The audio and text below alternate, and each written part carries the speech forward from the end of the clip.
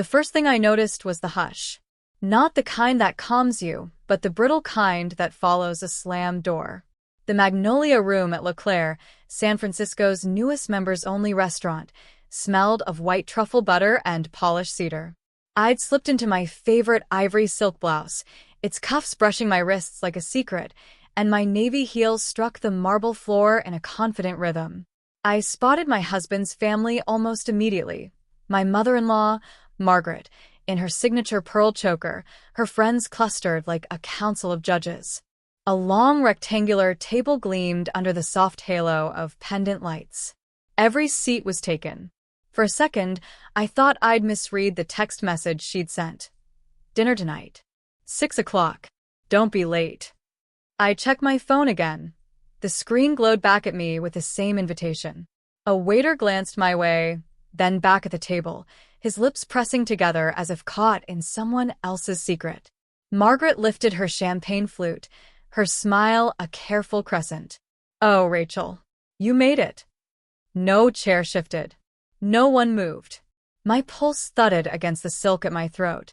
Years of polite Sunday lunches, of biting my tongue until it bled, flashed behind my eyes. I curved my lips into a practiced smile, one I'd perfected in boardrooms and family gatherings alike, while inside, a quiet burn began to rise, hotter than the candlelight that flickered across the table's polished surface. So this is the game tonight. 3 years earlier, I'd stood in Margaret's kitchen, the air thick with the scent of rosemary and slow-cooked lamb. I'd been married to Daniel barely 6 months, still tucking my hair behind my ear when nervous, still hoping to be folded easily into his family's well-rehearsed traditions. Margaret leaned against the granite counter, her pearl choker catching the afternoon light. "Rachel," she said, pronouncing my name with the crispness of someone correcting a child. "I just don't see how consulting is a real career. Daniel will be partner in his firm by 35. You'll want to support him, not chase little projects." The ladle in my hand trembled. I gripped it tighter, my knuckles whitening. Consulting is more than projects. I managed. I'm building something of my own. Her eyes lingered on me with a cool, appraising sweep. "Darling, independence is charming in your 20s. But stability," she gestured toward the oven as if the roast itself were proof of her argument. "Stability is what matters." The words landed heavier than the smell of lamb fat. My throat tightened until it ached. I wanted to tell her about the late nights I'd spent shaping my business plan, the quiet thrill of landing my first client. But her slight shake of the head made the air feel thin. Behind me, the kitchen window framed the city skyline, washed in the copper of a setting sun. I caught the faint reflection of my own face, jaw tight, eyes glistening. I remembered Grandma Evelyn's voice from years ago, as clear as if she were standing beside me. "When they don't give you a seat, Rachel, build your own table. And make it so beautiful they'll ask for an invitation." My grandmother's gift, a slim silver pendant etched with a single magnolia bloom, rested warm against my collarbone. I pressed it with my thumb, feeling the edges bite gently into my skin, an anchor against the swell of humiliation. The conversation that followed blurred, Margaret's careful remarks, the sound of the oven timer, Daniel's distracted laughter in the living room. But one decision cut through the fog. I would stop waiting for her approval. That night, as Daniel slept, I spread my laptop across the dining table, the pendant cool now against my chest, and drafted the email that would change everything, a proposal to take on my first major corporate client. I didn't know if they'd say yes. I only knew I would no longer ask Margaret or anyone for permission. The weeks after that night blurred into a rhythm of coffee-fueled dawns and midnight emails. While Daniel's breathing deepened beside me, I sat at the dining table, the glow of my laptop pooling across the wood like a quiet sunrise. My first big proposal, pitched to a mid-sized tech firm, took every ounce of nerve. I rewrote it 5 times, my chipped burgundy nail polish catching on the keyboard. When the reply finally landed in my inbox, "We'd love to work with you," I had to press my palms against my knees to stop them from shaking. I didn't tell Margaret. I barely told Daniel. The client's needs stretched me thin: market analysis, strategic planning, crisis workshops. I stumbled, learned, stumbled again. There were days when self-doubt swelled like a tide, when the word consultant felt like an empty badge.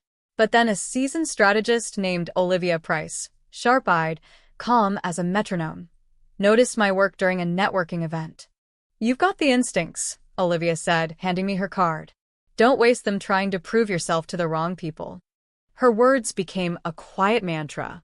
Under her mentorship, I landed accounts bigger than I dared to imagine. Renewable energy startups, an international design house, even a healthcare giant preparing for a public offering. The late nights multiplied. My small home office grew into a downtown workspace lined with sleek glass and whiteboards scribbled with ideas. I learned to negotiate with executives twice my age and to hold my ground when they underestimated me. Every small win, every signed contract, every glowing review became a secret I held close, like a pearl hidden in a shell. On social media, I posted only soft snapshots, a latte art heart, the blur of city lights from my office window. Margaret still believed I was keeping busy with projects, her careful phrase for what she thought was a hobby. There were sacrifices. Daniel's long hours at his law firm left us like ships passing. Sometimes he'd fall asleep on the couch while I typed final notes for a client in Singapore. We'd wake, exchange tired smiles, and keep moving forward. But beneath the fatigue, I felt something fierce and alive, the slow, unshakable certainty that I was building a life on my own terms. By the second year, my consultancy had grown into a boutique firm with 3 associates and a client list that made venture capitalists listen. Olivia squeezed my shoulder after one particularly tough negotiation and whispered, "You've built a table they can't ignore." Each time I clasped Grandma Evelyn's silver magnolia pendant before a meeting, I felt its quiet weight, a reminder of the woman who taught me not to wait for a seat. I didn't need Margaret's approval anymore. And yet, when Daniel mentioned his mother's upcoming dinner at an exclusive new spot, a flicker of the old unease stirred. "Leclerc. Members only." Margaret's text had been precise. "Dinner tonight. 6 o'clock. Don't be late." I smiled to myself, slipping the pendant's chain beneath my blouse. She still had no idea whose name the maitre d' knew best. The murmur of fine dining swirled around me, soft jazz from hidden speakers, the muted clink of crystal. I stood for a heartbeat longer, letting the burn behind my ribs settle into something steadier. A maitre d' I knew by name, Javier, caught sight of me and brightened. "Ms. Morgan," he said, his Spanish accent wrapping my name like a ribbon. "Welcome back. Your usual?" I felt the ripple of surprise from the table. Margaret's pearl choker tilted slightly as she turned. "Not tonight," I said, my voice smooth as the silk at my throat. "I'm joining the party my mother-in-law arranged." Javier's brows lifted. "Ah." "Mrs. Caldwell's reservation." He glanced at the crowded table and hesitated. Margaret's smile tightened. "Yes, Javier. We seem to have miscounted." "Not to worry," he replied, already straightening. "We'll handle it." Before I could speak, he gestured to the discreet door at the back. "The private magnolia room is ready if you'd like more space." "As always, Ms. Morgan." A low gasp escaped one of Margaret's friends. Daniel looked from me to Javier, eyebrows knitting. "You have a private room?" I met his gaze, calm. "Yes." "It's one of the perks of being a partner here." The words settled like fine dust, slow and undeniable. Margaret blinked. "Partner?" Javier offered a knowing smile. "Ms. Morgan is one of our principal investors. Her support helped us open our doors last year." Silence spread, broken only by the clink of a spoon against a champagne flute. I walked toward the private room, heels clicking a steady rhythm, and paused at the threshold. "Shall we?" Daniel rose first, the chair scraping softly against the floor. His friends followed in awkward unison. Margaret lingered, her fingers tracing the stem of her glass before she finally stood. Inside, the magnolia room glowed in candlelight, white walls adorned with watercolor magnolias, the air scented with vanilla and oak. A single long table waited, its polished surface reflecting the soft light like a tranquil lake. I took the head seat, not because I needed to, but because it was mine. Javier poured a round of champagne and withdrew, leaving us in the hush. Margaret's voice, when it came, was lower than I'd ever heard. Rachel. I didn't realize. I held her gaze, steady and unflinching. I know. I've kept my work quiet. I built my consultancy from scratch. And when the opportunity came to invest here, I said yes. I thought it might be meaningful to my family one day. Her pearls caught the candlelight like tiny moons.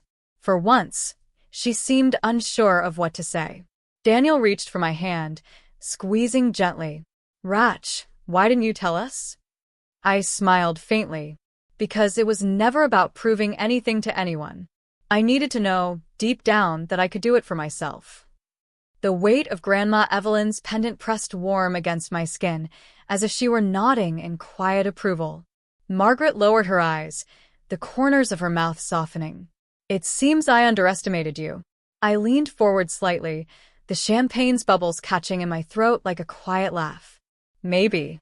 But tonight isn't about underestimating or proving. It's about starting fresh, if you're willing. Her gaze lifted, something like humility flickering there. For the first time since I'd met her, the silence between us felt less like a wall and more like a bridge waiting to be crossed. Margaret folded her linen napkin slowly, as though each crease might buy her time. The clink of silverware from the main dining room seeped faintly through the door, but here, the quiet was almost intimate. I owe you an apology, she said at last. The pearls at her throat no longer looked like armor. They lay gently against her collarbone. I judged you too quickly, too often. The admission landed softly, but I didn't rush to fill the silence. Daniel's thumb brushed the back of my hand. Mom, he said gently, we both know Rachel's worked hard for everything she's built.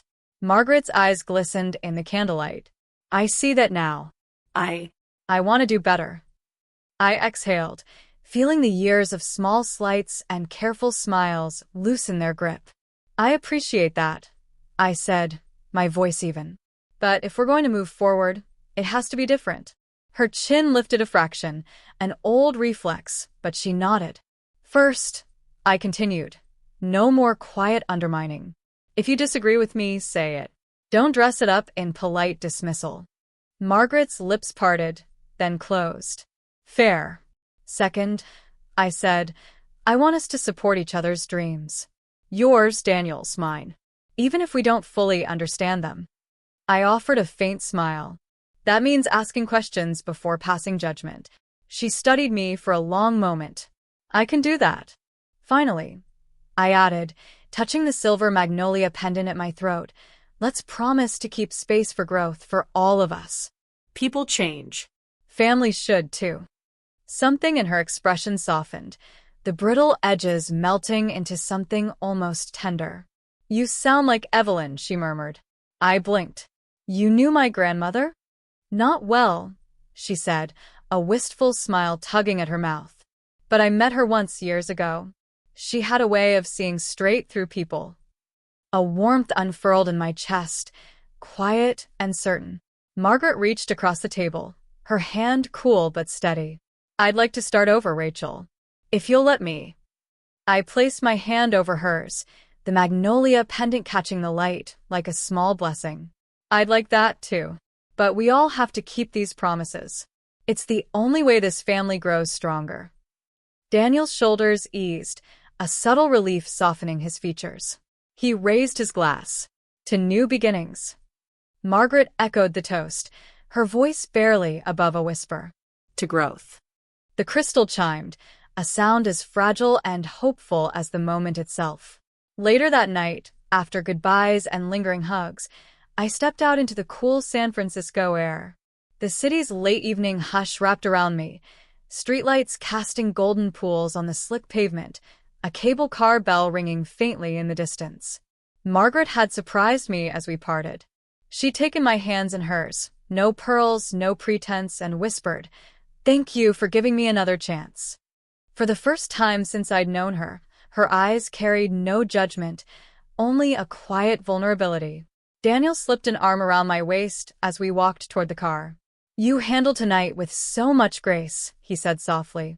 "I'm proud of you." I leaned into him for a moment, letting the warmth of his words settle. But deep inside, the pride I felt was my own, built over years of silent work, of choosing persistence when approval was nowhere to be found. The silver magnolia pendant rested against my skin, its edges smooth and familiar. I traced its outline with my thumb, recalling Grandma Evelyn's voice. When they don't give you a seat, build your own table. And make it so beautiful they'll ask for an invitation. Tonight, that invitation had finally been accepted, not because I begged for it, but because I no longer needed it. I looked back once at the restaurant's glowing entrance. Margaret's silhouette lingered in the doorway for a heartbeat, a gentle wave catching the light before she disappeared inside. The city smelled of rain and possibility. I tightened my coat, the pendant's weight a quiet promise of the woman I had become. I smiled to myself, a soft breath clouding in the chill. Tonight, I whispered, the words rolling like a final line in a story I had written for myself. I didn't need a seat at her table. I'd already built my own,